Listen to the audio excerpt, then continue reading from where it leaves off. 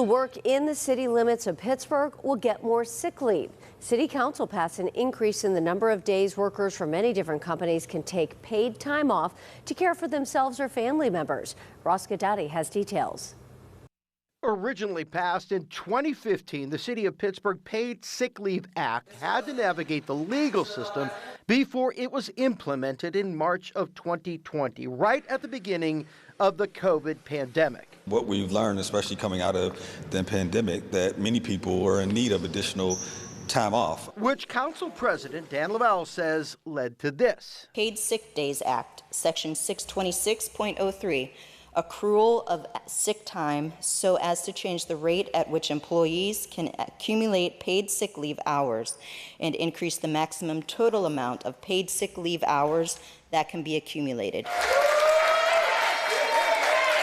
In a unanimous vote, City Council okayed an increase in sick days for employees working for or in the City of Pittsburgh. Now, by the numbers, if you are an employee with a company with more than 15 employees, you will get an hour for every 35 hours worked, up to 40 hours a year. Now, if you work for a company with less than 15 employees, well, that means workers will get 24 hours of sick time per year.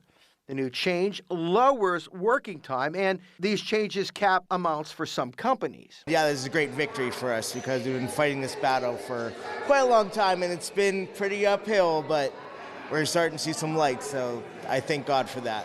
Members of the Service Employees International pushed for the changes. I watch our employees get in trouble for missing too much time and just struggling to take care of their families. And everywhere. I feel amazing to ensure that you can have doctor's appointments, to ensure that you can take your elderly parent to the doctors, or to just ensure that you don't have to come to work sick. Opposition has come especially from very small businesses, but Council President Laval says they are working on helping those businesses out. I would expect some concern. We discussed it at the table last week, where there are some indeed what I'll call mom and pop shops that have legitimate concerns. But we are working to try to see ways that we can help mitigate some of those risks. Barring any legal challenges, which are a possibility, the new statute will go into effect January 1st, 2026. At the City County building downtown Guidotti, KDKA-TV News.